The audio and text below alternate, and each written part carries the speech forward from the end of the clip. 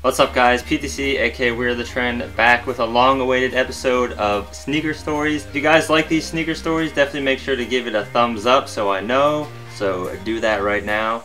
Right now I'm watching you, do it. Today the sneaker stories will be titled Blood on the Kicks. Crazy, I know. It might get a little graphic, so it's just a little heads up for you guys. But the story is on the Nike Toki in this blue and yellow colorway. So without further ado, let's just jump right into it. Alright, so I'll just lay down a little quick backstory on how I got this shoe. I was actually in Colorado. It was probably like 2009 or 10 or something like that. I was 16 or 17 and I saw these on Nike store. They were $50. I initially saw them in store in New York City and I really wanted them. But I figured I'd wait because things like this normally go on sale. And they did on Nike store, so I kind of did the thing that every young person does with their parents. I'm like, hey, can you guys buy me this? Because I didn't have a credit card or like a debit card at the time. I was like, just buy it for me and I'll pay you guys back. With no, like, I never planned on paying them back. You guys know. It's a little trick you do when you're younger trying to get your parents to buy you stuff, at least in my case. I don't know if anybody else did that, but yeah, that's what I did. So I don't think I ever paid them back. Maybe I will soon, but it was $50. They came in and I wore them all the time. So that's the backstory on how I got them. Alright, so now into the more juicy stuff. These shoes actually got blood on them in 2 different occasions. I know, wild. So the story begins, I was working my normal job at a convenience store. And my dad also got me a job working with him for the summer, and he works in metal fabrication and stuff like that. Between those 2 jobs, I was pretty much working all day, every day. I'd go to work with him from like 6 a.m. to 3 p.m. and then go to my other job from 4 p.m. to 10 or 11 p.m. and then just repeat it over and over. And I was just very, very tired day to day. So the first instance of blood on the kicks, there's these things called shears there. You get like a big long piece of metal or wide piece of metal and you put it through this machine. You just kind of hold it in there. They press on a pedal, the thing comes down and slices it in half. You move it back, slice it, so then it makes like a bunch of like long pieces of metal, and then it would make like a big pile like this, and you just kind of pick it up with your partner and move it over, whoever you're working with.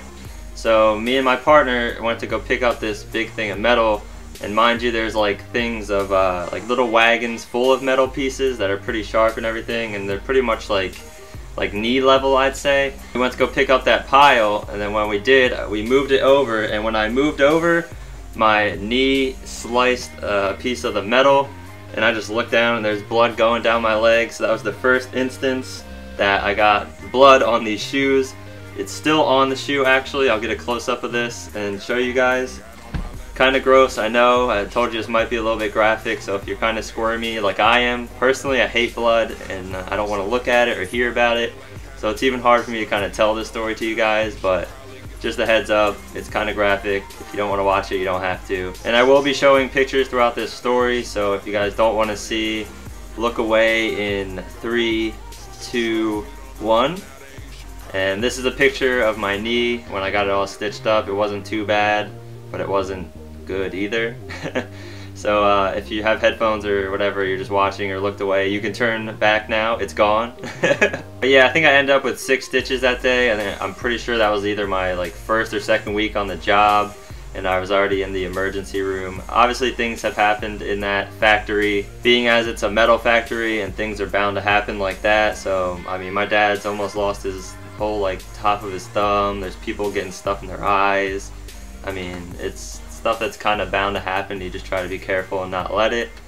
But now we'll jump into the bigger story, and the one that kind of altered my life in a way.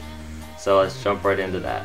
Alright, so now going into the second instance. This one is a little more graphic than the other and a little more crazy. So instead of using a shear this time, we're using this thing that like bends the metal. You just type in the angle you want and press a pedal, and the thing comes up and bends the metal to the right angle or whatever you need. So pretty much the whole time I'm just there with my dad, and I'm just picking up metal, putting it into the thing, pressing it, bends, put it back.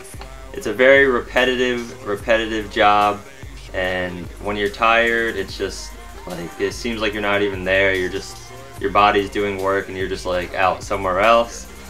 So we're bending these metal things, and like between each thing I'd put my hand up on this, on the like the support of the whole machine, because I was tired. I mean, I was working, like I said, all day every day, so I just put my hand up there and just kind of sit there.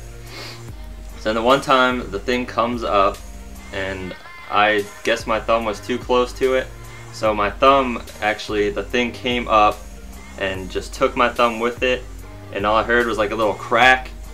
And that's all I remember, and I just turn and look at my dad. Like, I don't remember feeling any sort of pain or anything, and I just look at my dad, and I have like the work glove on and everything, and I'm just holding my thumb like this and just staring at my dad like, like I didn't feel anything. I just knew something. I was like, oh my god, I think I just destroyed my fucking thumb.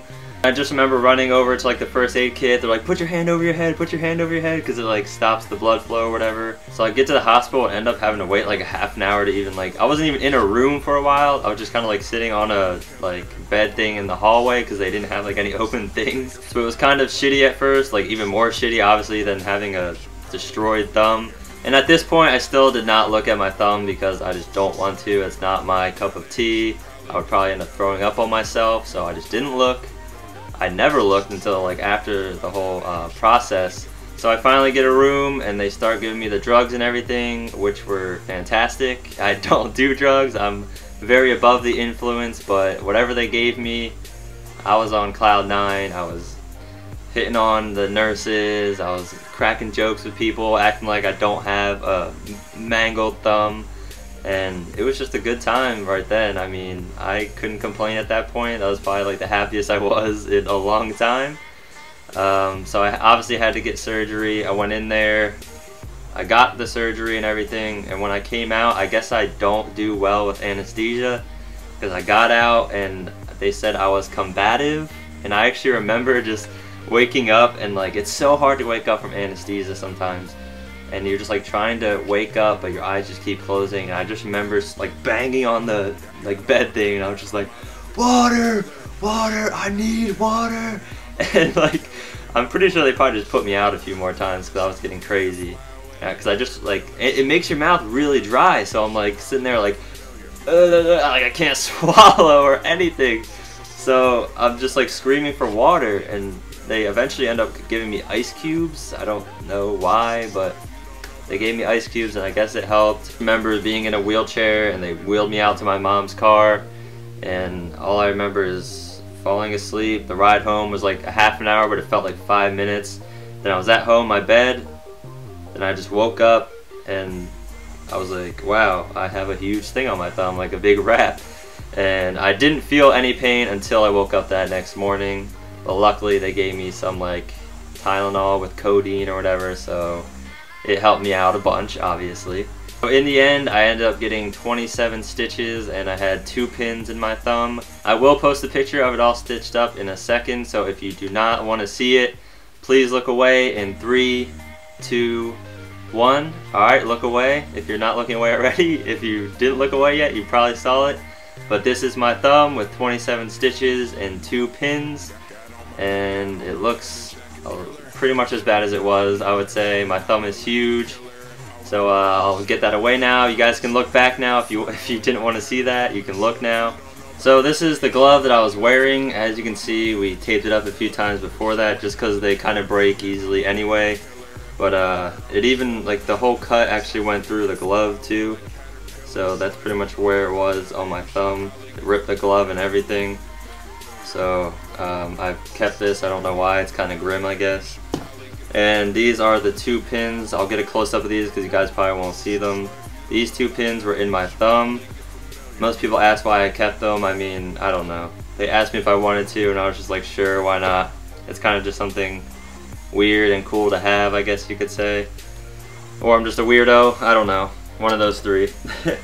But yeah, this is the, there's blood on this shoe right here, little droplets. And I haven't worn them since because I'm kind of scared. I don't have any desire to wear them because God knows what's going to happen if I wear them again. So they've just been sitting in the box ever since.